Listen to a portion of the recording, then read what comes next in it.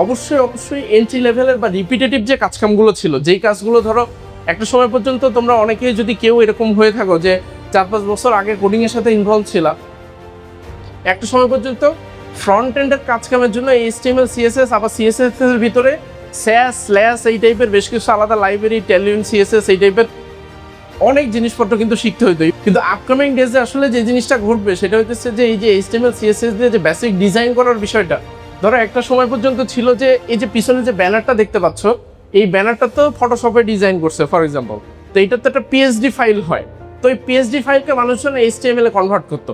এবং এই কাজটা করা ধরো রকেট সায়েন্সের মতো কোনো জিনিসপত্র না।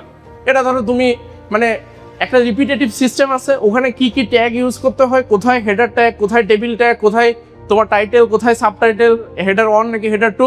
এখন এটা করতে করতে মানুষের এরকম সিচুয়েশন হয়েছিল যে মানুষের মুখস্থ হয়ে গেছে, এবং এই সিম্পল কাজটা করে একটা সময় পর্যন্ত মানুষজন ধরো $500 থেকে $1000 উপরে ইনকাম করছে। কিন্তু এখন রাইট এট দিস মোমেন্ট তুমি যদি এটা একটা ছবি তুলো, তুমি জাস্ট জেমিনিকে বলো, ও কিন্তু খুব ইজিলি 1 মিনিটেরও কম সময়ে এটাকে ওয়েব পেজে কনভার্ট করে ফেলবে। এখন তোমরাই বলো যে এই কাজটা করার জন্য কোম্পানি থেকে জুনিয়র ডেভেলপার নেওয়ার কোনো দরকার আছে, কোনো কারণ আছে? তার মানে আমাদেরকে কিন্তু আমাদের নিজেদেরকে আলটিমেটলি আপগ্রেড করতে হবে।